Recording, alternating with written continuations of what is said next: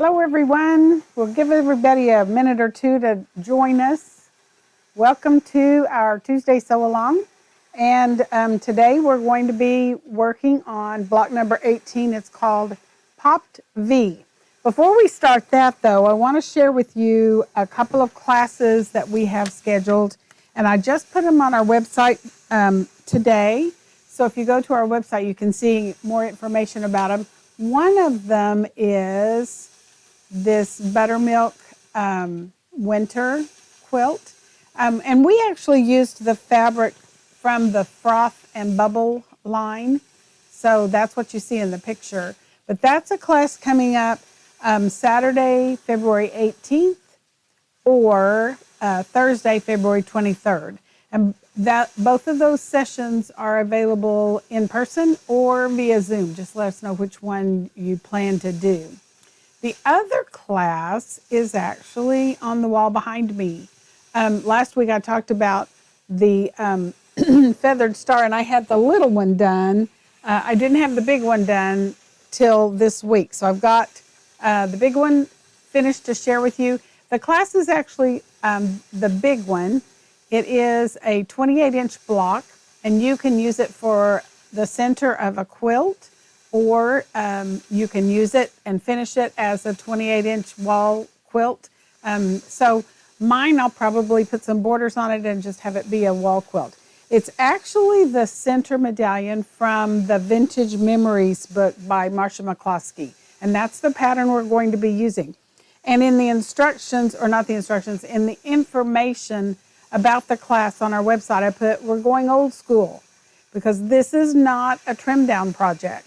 This is a precision sewing project, and it does have some Y seams. So I'll be sharing with you my tricks for doing Y seams and getting perfect points, even though you're not going to trim down like you do with Deb Tucker's tools. Tony's over here pulling her hair out. So it's not as bad as it sounds, and it's a fun project to do. So that's something coming up.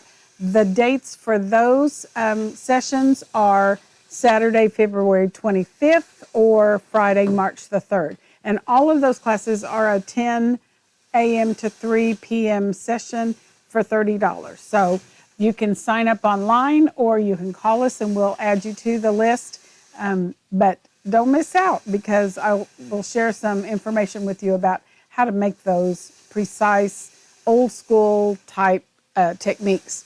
So tonight we're going to be doing the block called Popped V. So the Popped V has some parts of it that are actually a review of things we've done before. We've done some popped corners, and we're going to do some more tonight. We'll talk about that in just a minute. Also, we've got a couple of things that we're going to be looking at. I have made a couple of V-block units, or started on a couple of V-block units, and that's where we're going to start. The V-block unit is actually this unit in the center, and I have some samples of V-block units that we've done before. So I'll show you one just so you can remember what that looked like. So there's the V. This one has the top corners lopped off and a pop of color added back. It's a different color combination, but just so you can see the process. So the V-block tool is this tool right here. And so I'm going to move a few things around so you can see what I'm doing. If you haven't marked your V-block tool, that might be something you would consider doing. And here's what I marked. I'm going to get a white piece of paper so you can see a little better my markings. I actually marked the center triangle trim line. I'm trying to hold it up where you can see it. And I marked mine with a blue Sharpie. I marked the side triangle trim number 2 line, and I even wrote on my tool what that was. And I marked my finished size line. Also, something that, just in case you're new to marking your tools, I used a piece of Scotch tape, put my Scotch tape on the back side of my ruler, got another ruler that I could mark with, and used a Sharpie marker just to mark lines that I use a lot so I can find them quickly. I could mark a couple of other lines. I didn't because they're well marked on here. The fold line for the center triangle, and we'll talk about that. The cut line for the side triangles. I did not mark those, but I do use those and refer to those. So the first thing we're going to be doing is actually making the V block unit that then gets popped for a pop of color on the corners. And I made a couple of them ahead of time so we can kind of breeze through this. But I wanted to review with you how you cut, what you cut in order to make those V block units. So for the center V, the center triangle, let me grab this one so you can see. I'm talking about on this color combination, the blue triangle in the center. I have a strip, and whatever size I want my unit to finish, my strip needs to be 1 inch bigger. So this is going to finish as a 4-inch finished unit. That means my strip is a 5-inch strip. And I actually have my strip folded together. It doesn't matter whether I do right sides together, wrong sides together, because there's not a right and a left on that. So I can just lay that, I've got it back to back because I can cut 2 at a time. So my end here, I'm going to fold it. I think I'm going to do 1 layer at a time because I want to show you something. I can fold this back, and whatever the width of my strip is, I need to fold it at least half that amount. So this is a 5-inch strip. I'm going to fold this back at least 2.5 inches, and then I'm going to find the dashed line that says fold line for the center triangles, and that's going on the fold. Also, my cut strips for 5 inches is going to end up on this line right here that says 4-inch finished unit. And that's where I know to cut my center triangle. And there's my first V. This piece I don't need for this block. You can save it and use it for something else, or you can put it in the recycle bin, whatever you want to do. So I need this shape for another V block unit. There's my line right here that says triangle trim line, center triangle trim line.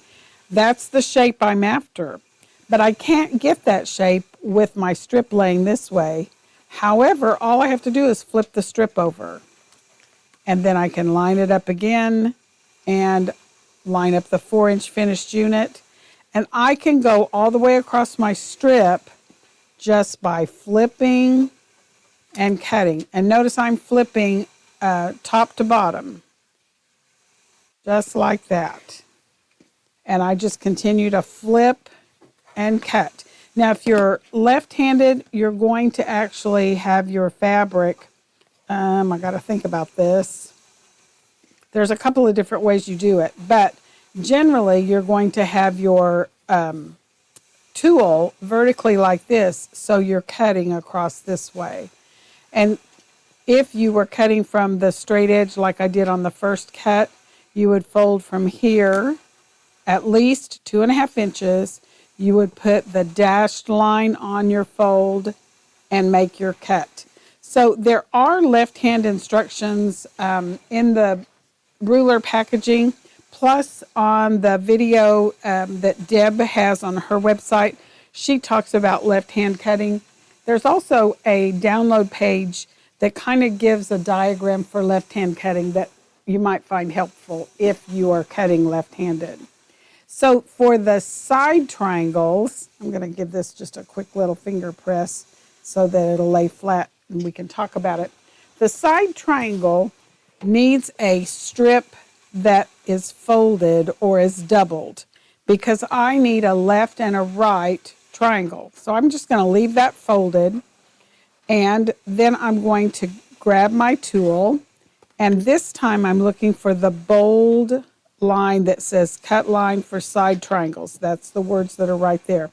And when I line this up on the cut edge, the 4-inch finished unit's going to line up on the base of my strip, and it tells me I'm using 5-inch strips, and I make a cut When I do that, that automatically gives me my two sides that I need. Let's just put one of these over here so you can see that. There's my V. There's my side triangles that I'm going to stitch on. So now I need to cut another pair. Every time I cut, I'm getting a pair. And I'm going to twist the ruler around. Notice I don't flip my strip this time, I twist. And this time I have my red line that goes all the way across the ruler, and that's what I'm going to line up on my cut edge. This little flat part here belongs on the bottom of my strip, so that when I make my next cut, I automatically have my pair of triangles. And I just keep stacking, twist back, and line up on the bold solid line and make a cut. There's another pair so that you have the right and the left, and twist for the last cut. And you're going to have plenty of fabric if you cut the strips the way the cutting diagram show, or the cutting instruction shows, to get your 4 sets of side triangles. So when you're stitching, I like to stitch with this piece on top. So you want to, first of all, take this to your sewing area and lay it down where you can see that that's going to end up being a square. It is possible to get these twisted. Let me put one set here so you can see those easily. So that's what it should look like before I start stitching. It will fit if you sew it this way, but it will never trim into the V-block unit that you need. So do be aware of that.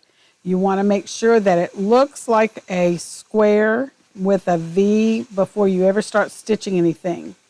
And I like to stitch with this piece on top. You're going to match up this point, the point that's at the bottom of the V, and I'm just going to line that up. And when I get that lined up, I stitch, and I just use a decent 1/4 inch. I don't have to fuss with it because I have enough wiggle room to be able to trim it when I get finished. Then after I get the first side stitched on, I'm going to put the other piece on. You do have to press away from your center before you add the second side triangle, otherwise you'll be unsewing. So I'm going to press this now, and I've already finger pressed it a little bit. You don't want to be real heavy-handed with your pressing, because if you are, you can distort your V-block unit so that it doesn't fit and it doesn't trim well. So do be aware of that. If you're going to use the acorn pressing pin, now's the time to grab it, put a little swipe on there. And generally, I put a little bit on there and get the next one going, and just almost assembly line style pressing. And I did this ahead of time on purpose so that we can trim and go to the next step. So I've got 2 V-block units ready to trim. Let me show you what you're going to do. If you haven't used the V-block tool before, remember you point the V toward you, and you're going to cut from this side. If you're right-handed, I guess I should back up. If you are right-handed, you point the V toward you. If you're left-handed, you point it to the right, and you turn your tool so that the pointy end is pointing toward you. So I've got my V here. There's a couple of things I'm going to be looking for. One thing I'm going to be looking for is the number here on this finished sizing line, the number that matches the size I want to finish with. So this needs to be a 4-inch unit because it's actually a big 9 patch. So each of the units in my 12-inch block have to finish at 4 inches. So I'm going to put the number 4 line on the right seam. That'll line up the cross line on the left seam. Notice when I get it in place, that puts the intersection of that seam right on that X. And I'm going to trim up and over. I've got my gigantic cutter because that's just the one that was close by. When I get that trimmed, it's going to have a little flat spot up on the top corner, and that's what I need in order for it to fit properly into the next seam. Now the 4.5 line go on my cut edges because that's my cut size to be able to finish at 4 inches. When I get these lines in place, I want to just give a glance up here and make sure that that bold X is on the tip so that I don't chop off my points on my V-block unit. So there's one trimmed. There's another trimmed. I'm going to put the number 4 line on the tip and line up those lines on my seams, cut up, across, and then turn 180 degrees, line up on my cut edges on the 4.5 inch lines. Notice the number 4 is right above the base of my unit. And then there is that bold X that I'm looking for at the tip to make sure I'm not chopping off any points. So that's how you end up making your V-block unit. Now, before I go to the next step on this, I want to go back to the other camera, and I want to kind of just give you a quick glance at the chart, just for reference. This kind of explains how you start. You start with strips 1 inch larger than the finished size that you're after. And you fold back that strip to cut the first one.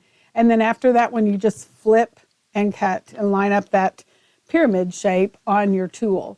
Then your side triangles, I don't have on this chart that you have to have a double strip in order to get the left and the right side. But you do need a double strip, and you cut the side triangles and you twist the tool, you don't flip the strip.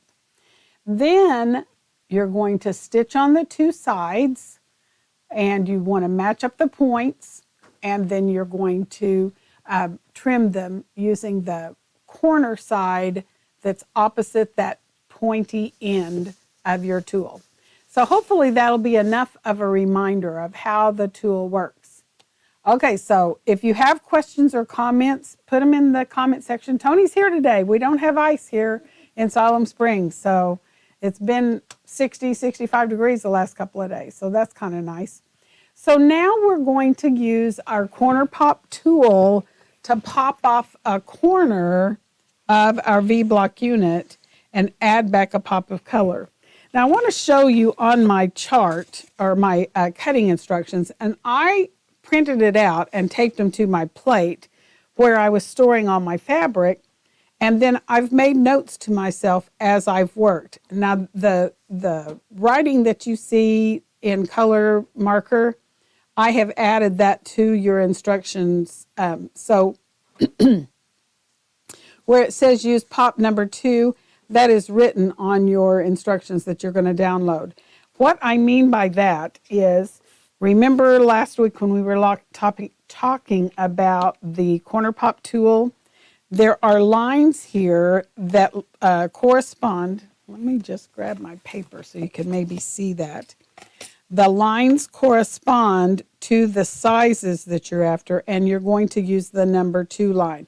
For this particular project, it tells you on the paper that you're going to download from the Studio 180 Design website what line to use for popping the corners of your V-block unit, and what line you're going to use to pop another corner in a little bit.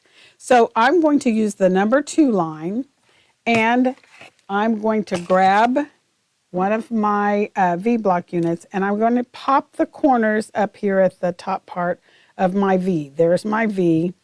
It is possible to pop this corner. You're going to get something totally different, so we're not actually going to do that. I'm going to go back and pop this corner, and I'm going to take off this little corner that I don't need, and that is the number 2 line.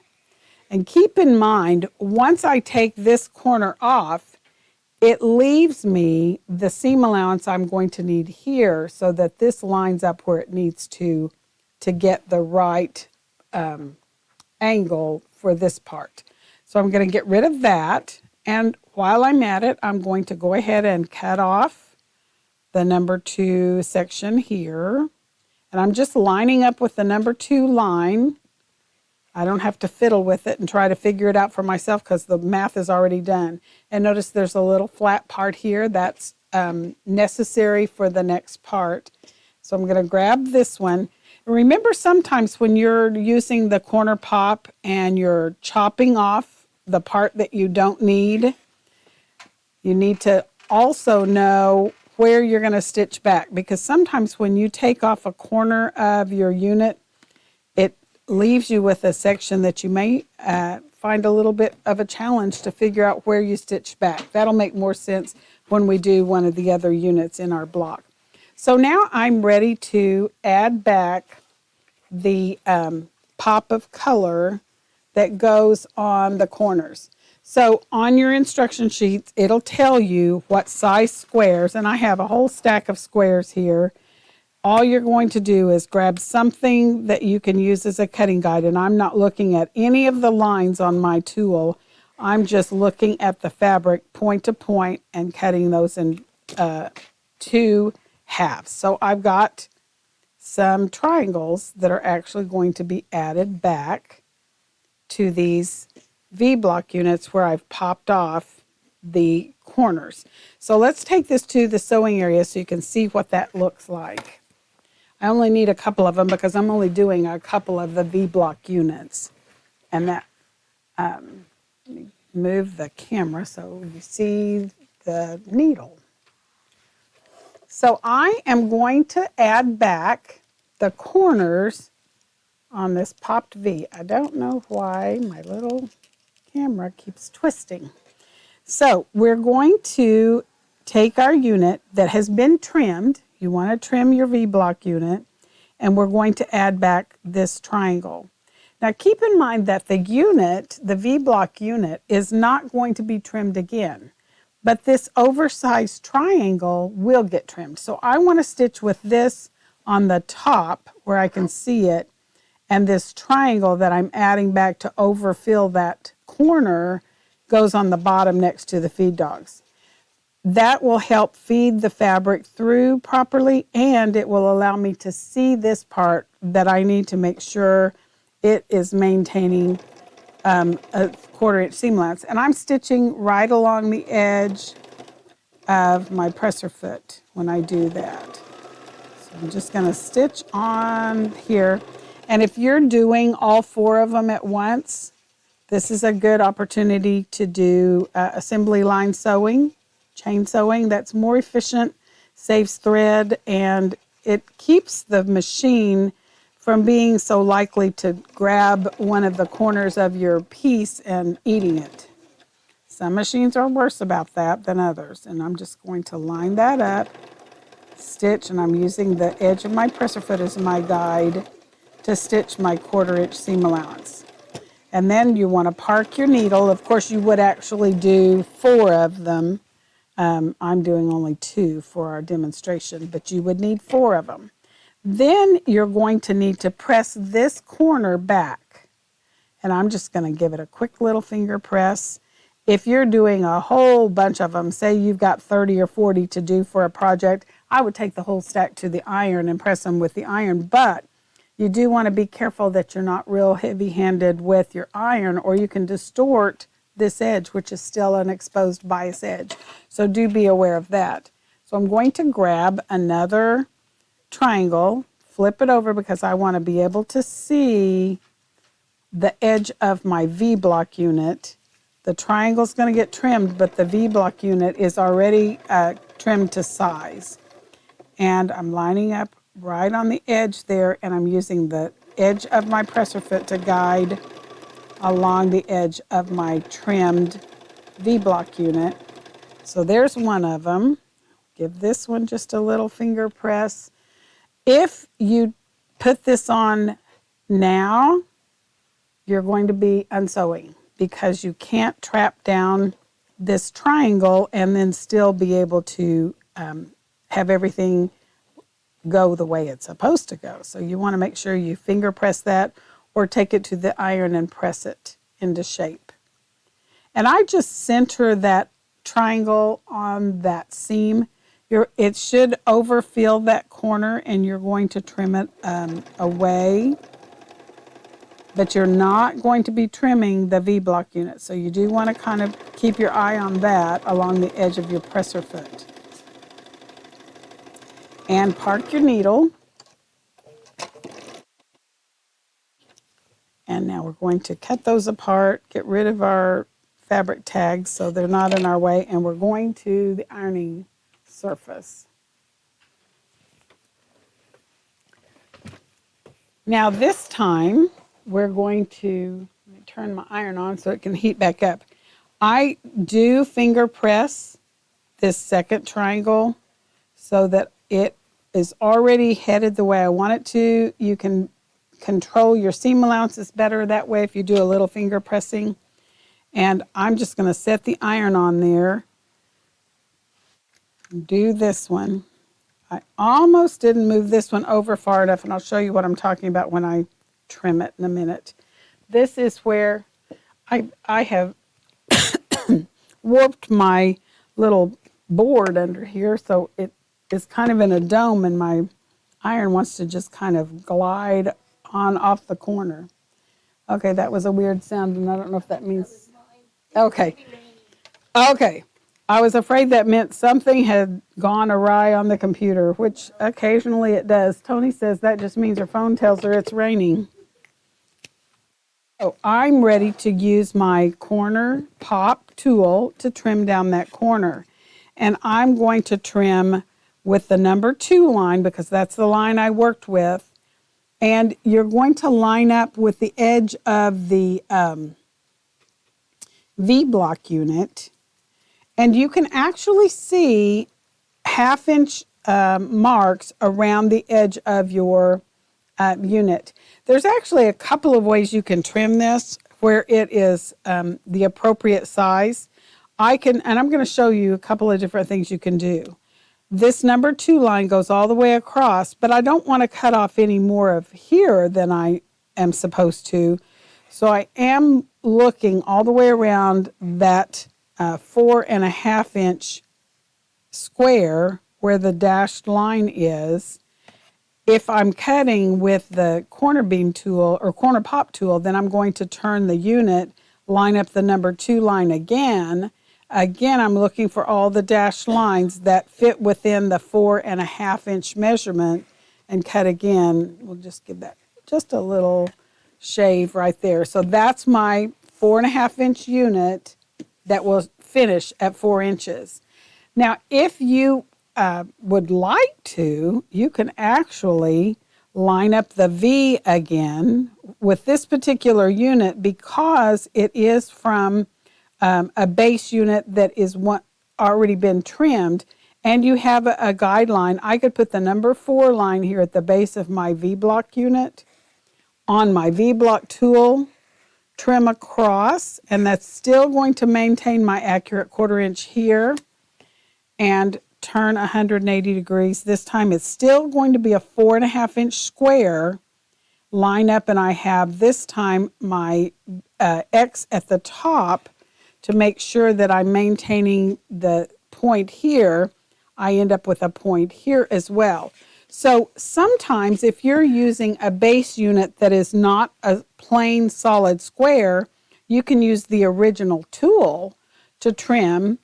It doesn't give you a line right here that matches up with the number 2 line, but I think you'll find that it works just as well. So you may have to kind of play with that and see if it works for you.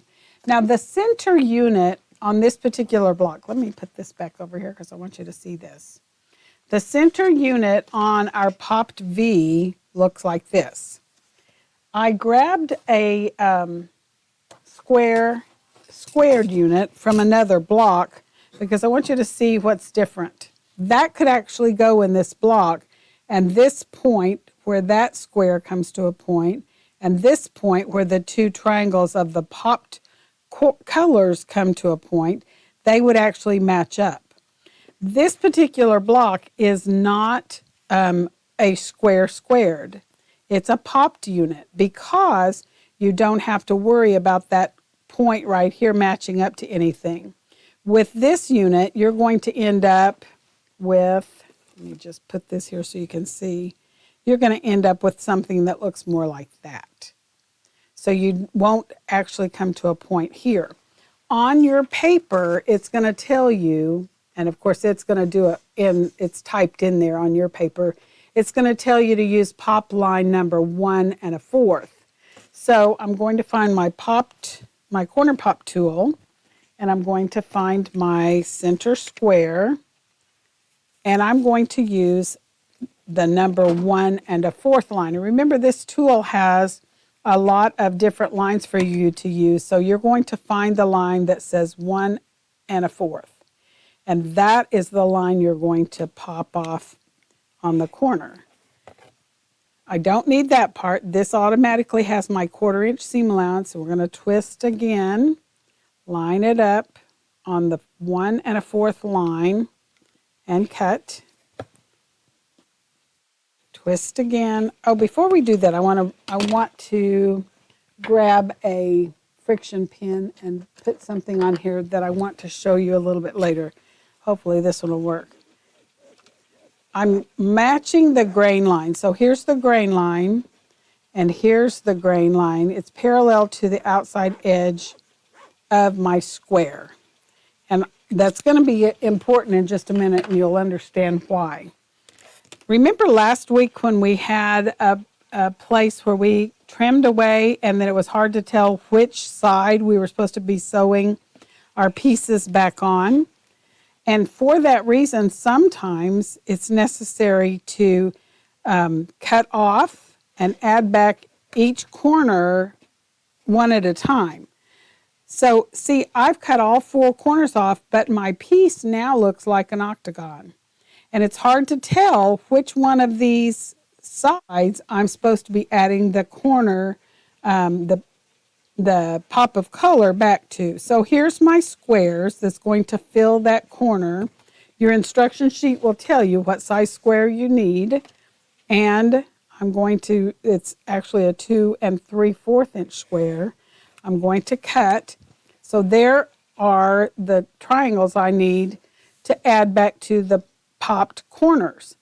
So a couple of things you can do to decide which one of these sides, because it's either going to be these 4 sides like this, or it may actually be these 4 sides. So it's important to know which ones, otherwise your block will not fit properly. So I'm going to show you when we get over to the sewing area how I know which side to actually add back those oversized triangles. So I put these lines on here on purpose so you can actually see the grain line. If you're using this fabric, I think I can get a little closer and you can see, the grain lines are going to be more apparent to you even without adding these lines here. And I know that I am not adding an oversized triangle, a replacement triangle that is parallel with the grain line. That means I'm not going to add it here or here because that's parallel with the grain line. I need to add it on the bias edge. And I can tell, first of all, because I put that mark that was parallel with the grain line. And second of all, I can see the grain line on my fabric. So I'm going to add back this oversized triangle on the corner that is a bias edge because I cut off the corner from that original square. Let me back up a little bit so now you can see. So hopefully that made some sense, but if you have a shape that when you've cut away the corners you don't need, it's hard to tell where to add back the oversized triangle. Sometimes you have to figure out tricks to make it easier to tell where you're supposed to be adding back those triangles to fill your corner. So there's one. I'm going to sew onto my fabric tag so I can turn and do the next corner. And I did this earlier today with another piece. You're just going to skip a line. I don't have to worry about folding this back before I add the next one, as long as I'm not trapping any of my triangle with my stitching line. and I won't be, so I don't even worry about flipping that corner back. You may have done snowball blocks before. This is the same idea, but it's going to be more precise because you're going to add these oversized triangles, then you're going to trim it down. So I'm just going to sew onto my fabric tag, park my needle so I can turn another to another corner. Here's my next one. I'm going to skip the straight of the grain and go to the bias edge. I'm going to line that up.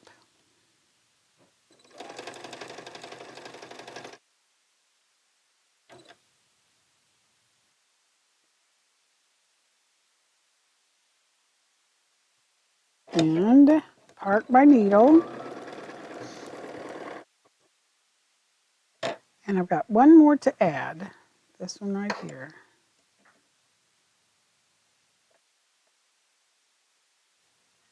So by the way, I think in the last couple of weeks I've told you we got lots of fabric in January. If you haven't been by the shop to see it, you need to come soon. And we have more things coming in February, so don't miss out. All right, so now I have my 4 oversized triangles added back where I cut off the corners of my unit, so I have enough pieces that this is actually going to make a snowball out of this unit. So let's go back to the overhead camera so you can see how that's going to play out when we get that added. It's going to allow us to be able to add back a pop of color to create that snowball that we want. And I'm just going to give it a little finger press all the way around because you want to make sure that your seams are pressed in the way you want them to go. Now keep in mind with the corner pop tool, I can actually press these corners toward the center, which is not normally what you do on a corner pop, a snowball block. Often you press toward the center. But on this, I'm going to press all of them out. This is when you would grab your acorn pressing pin, give it just a little swipe. And we're going to press it, and then we're going to trim. Now, again, this has to be trimmed to a 4.5-inch square. So I can use the number 1.25-inch line on my corner pop tool. And notice though there's a number 1 that's marked, there's a 1.5 that's marked, there's a line in between, and that's my 1.25 line. It's actually kind of a dash dot line. So the uneven sizes, or uneven is probably not the right word, the unusual sizes are those lines in between. And I'm also lining up with the edge of my red square to make sure I get a nice 4.5-inch square for my unit. I'm going to cut up and over, and I'm just going to cut one triangle at a time. If you are lining up carefully, theoretically, you should be able to cut up and all the way over. I'm not even going to try that. I'm just lining up on my line, and I'm going to just check as I go to make sure I'm parallel with the lines on the ruler for this base shape. Again, I'm lining up on the 1.25, and this time I'm looking at the dashed line that's actually my 4.5-inch lines on my tool because I want this to end up being a 4.5-inch square. So I have those lines to help me. And there's my 1.25-inch line. When I get that in place, the dashed line for the 4.5-inch mark, it's not marked with 4.5. You kind of have to count and watch that. But it's got a 1-inch grid and that are solid lines. And then the 1/2-inch lines are in between with a dashed line. So I can tell that I am a 4.5-inch square, and I have trimmed all of my popped corners so that this will fit in the center as a snowball, And when I put this piece on there, it's going to have another flat side right there.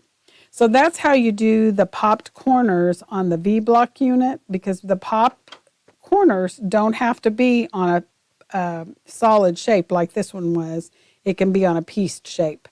So let's talk just a little bit about this sidekick unit. This is a technique sheet that is using the V-block tool. I'm going to get rid of the corner pop tool because we don't need it anymore for this block. We do want the V-block tool. Now notice on my unit here, this is the angle I have to work with. This is backwards to the way the angle is on my tool. All I have to do is flip it over and now the angle matches.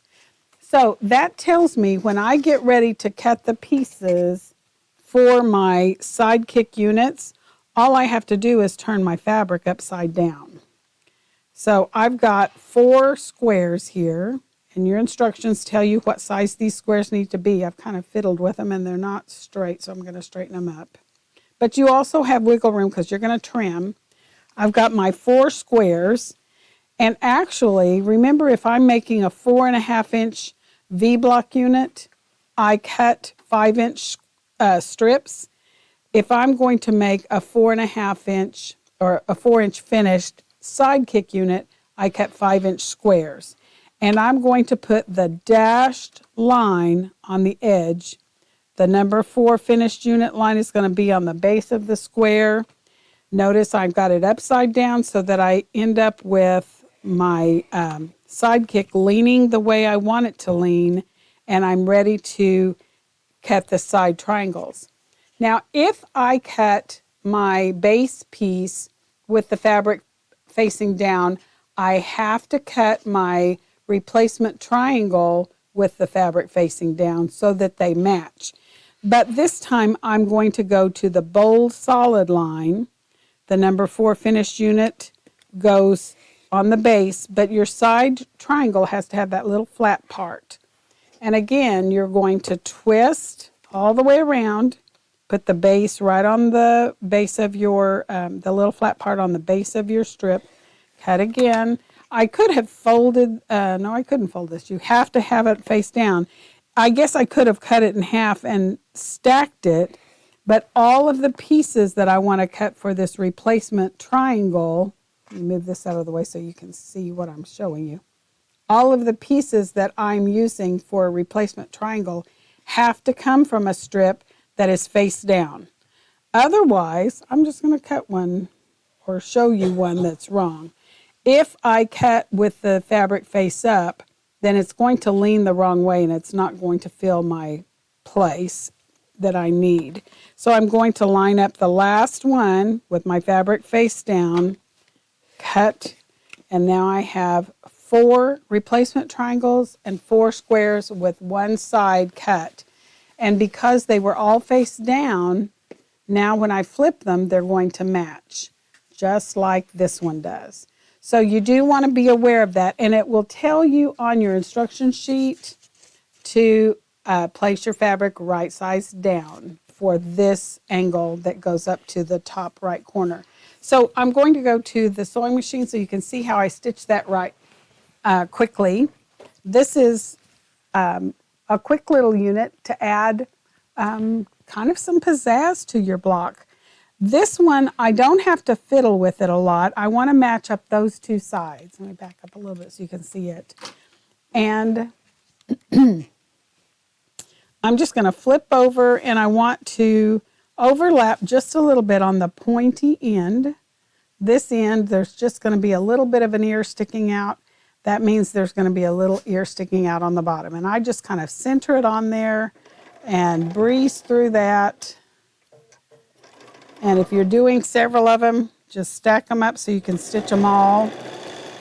And some projects would have the sidekick units that are leaning the other direction. If you have, see also you could stitch it that way.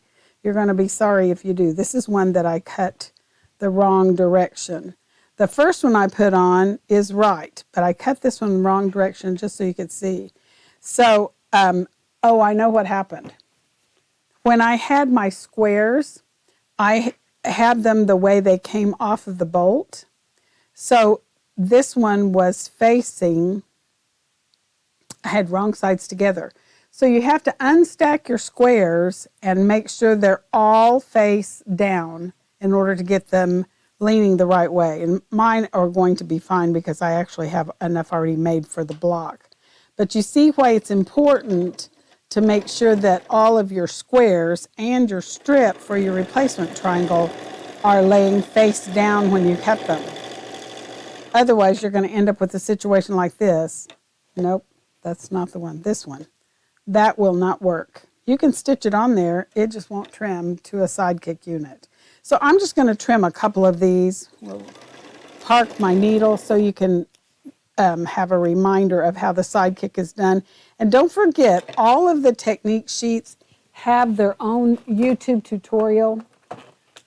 This is, let me go back to this camera so you can see a little better. This is my stack of technique sheets. There are, I think, 38 technique sheets. I counted the other day. I may be wrong, maybe 37. But they all have a little icon in the top that gives you an indicator of what tool is used. There is level of difficulty indicator. This one's the one for sliver, and it tells me it's a 3-star. Don't let that scare you. If it's a 3-star and it's a unit you want to make, just follow the instructions step by step. Go watch the video, and I think you'll be fine. All right, so we have somebody new here. It's good to have new people. So I'm going to go to the overhead camera so you can see how I trim this sidekick unit. This is the block that we're after, and I'm after this unit right here. And I'm going to give it a little finger press so I can get the seams going the way I want them to go. And while I'm finger pressing this unit, I'll set my iron on there and let it be heating up the first unit. And if you're going to use the acorn pressing pin, I just kind of go back and forth as I'm pressing. Give it a little bit of acorn pressing solution to help flatten out those seams. Now I'm ready to trim so that I get a perfect 4.5-inch square that will finish at 4 inches. So I'm going to be using my V-block tool. I'm going to lay my sidekick unit here as if it were a V. Remember, if this was a V-block unit, there would be a triangle over here and it would create that V shape with the seams. All I have to do is put my finished size line on my seam and just center it on there so that I can see all the way around the 4.5 inches, and I know I have a little bit to trim on all 4 sides. Then I'm going to trim up, trim over. I'm going to turn my unit around, and this time I'm going to line up on the 4.5-inch line so that I have a nice true square. This line doesn't line up with any of, this seam doesn't line up with any of the lines, but it does line up with half of that X on the top. So I know I'm still squared away and I end up with the unit leaning the way I want it to. So that one is another sidekick unit. You do the same thing, just make sure you have room all the way around to trim so that you end up with a 4.5-inch square. And there's 2 sides, turn 180 degrees, line up on the 4.5-inch line, and check to make sure you're lined up with on that bold mark on the top. And then this will line up with the other pieces that are in the block. Now on this particular block, this sidekick unit is on the side, and notice if I turn it, each time I turn it, it lines up. So I know it's laying the right way. You could change the direction and create another different block so you don't have to arrange your pieces the way they are in the picture. I could even turn these units facing in. So you have options. Your color choices will also play into what your block turns out to look like. So that may be something that kind of helps you as well. So any questions, Tony, that I need to deal with? By the way, especially if you're new, We do carry all of the Studio 180 design tools, technique sheets, patterns, and I design patterns using the tools as well.